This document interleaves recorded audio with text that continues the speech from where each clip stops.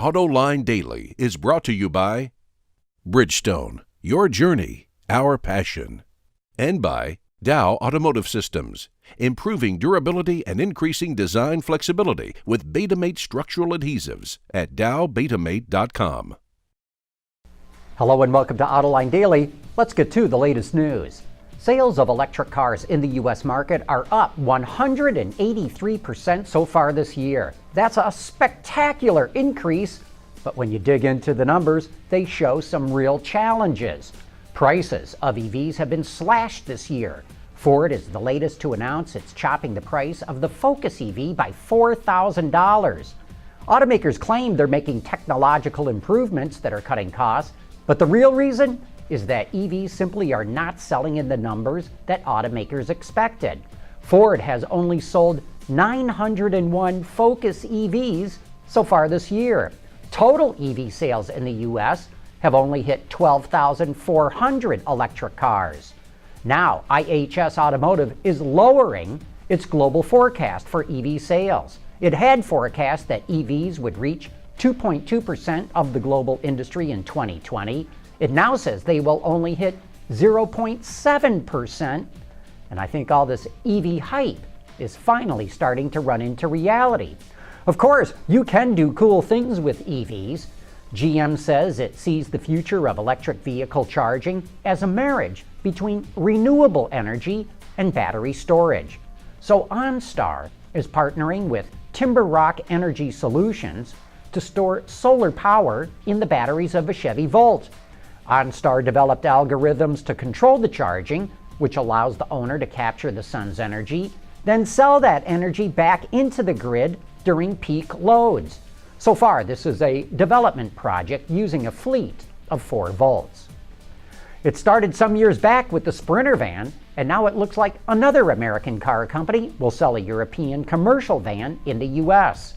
According to Reuters, General Motors and Peugeot are in talks about selling a rebadged version of one of the French automakers' commercial vans in the U.S. As you know, Ford will start selling its European Transit van in the U.S. next year, and the Ram ProMaster, which goes on sale later this year, is a rebadged Fiat Ducato.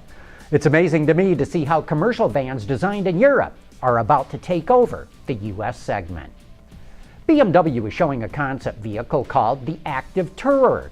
One of the features that caught our eye is that it has an integrated bicycle carrier that will accommodate 2 bicycles inside the vehicle. Of course, you have to pull the wheels and the seats off the bikes for them to fit. BMW says this arrangement is perfect for parking outside of congested city areas, then biking into town. As we've reported, Beijing and Shanghai have imposed restrictions on new car purchases in an effort to reduce traffic and pollution, and it looks like the limits will spread throughout China.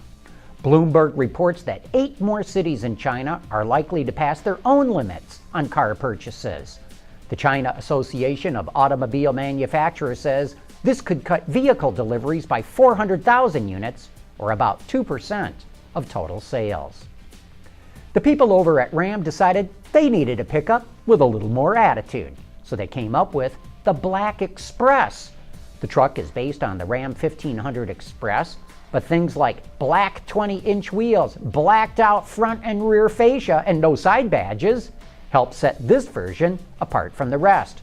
It's powered by a 5.7-liter Hemi V8 paired to the standard 6-speed automatic. The Black Express will be out later this month and will carry a $1,000 premium over a base Express counterpart. I'm Sean McElroy in Baltimore, Maryland, with Fiat's newest vehicle arriving on American shores right now. That report coming up next. Dow Automotive Systems, driving solutions in automotive, commercial transportation, and aftermarket with innovative products like Betamate structural adhesives. Lighter, stronger, safer. DowBetamate.com. I'm Detroit Free Press Auto Critic Mark Phelan. I'm Scott Burgess with Motor Trend, and we're here to promote AutoLine Automotive Mega Draft. Join us for the AutoLine Fantasy Executive Draft, Tuesday, July 22nd.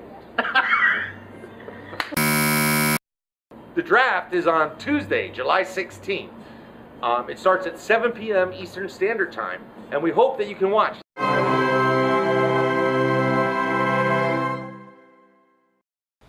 The Fiat brand has come a long way since its American relaunch just over 2 years ago, when it had only 30 studios or dealerships across the country. Today, there are more than 200 selling different versions of its famous 500, bringing in a variety of new customers. And now, as it moves to expand the brand past the 500, Fiat is doing so with the car's big brother called the 500L. This is a game changer for us. As I mentioned earlier, today's car, over 80% of the consumers are coming from outside of the Chrysler group, which is great. But the stat that we get excited about is what cars are being traded in and being disposed of, and 83% come from the C segment and above. So that's with the microcar. Now you have, a B segment that's got best-in-class interior volume, front and head shoulder room, best-in-class standard horsepower and torque, and rear cargo space. So who knows how far we can cast that net. Fiat calls its car an emotional purchase bought by a majority of men who happen to be married.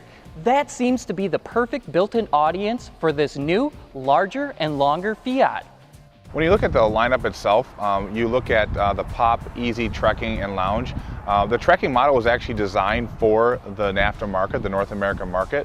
So we feel like that will be a very significant seller here. And then from a pricing position, we think the Easy will also be there at $20,995. So between the Easy and the Trekking model, we should cover the majority of the volume for the 500L. And then for those customers that want everything, we have the Lounge model at $24,995 that gives almost all the optional features on the lower models as standard content. And we think what we're bringing is a unique combination. It's got the right powertrain. Base is 160 horsepower powertrain. That's in some cases 40 horsepower more than the other base offerings from the competition. We combine that with a great chassis that's been set up specifically for this market. We've put the frequency sensitive dampers on all four corners of the car. We've got class leading interior volume, more utility than everybody else in the segment has. So in this very efficient footprint on the outside of the car, it's not a large car, but on the inside it's very efficient. It has space in the car, feels great, and we deliver all that utility without penalizing the customer. And those customers can get their first look at the 500L right now. The car, which is built in Serbia, is arriving in Fiat studios across the country. In Baltimore, Maryland, I'm Sean McElroy for Autoline Daily. Remember when you were a kid and went into a tent for the first time and were amazed by how big it was inside? Well, that's what happens when you get inside the 500L. You can't believe how big it is inside. By the way, Art Anderson, who you just saw in that package, is our guest tonight on Autoline After Hours. So if you have more questions about the 500L, be sure to join us tonight live at 6 p.m. Eastern Time at autoline.tv, or you can always get the podcast version tomorrow. So join me and the auto extremist Peter DeLorenzo for the best insider discussions in the industry. And that wraps up today's report. Thanks for watching. Please join us again tomorrow.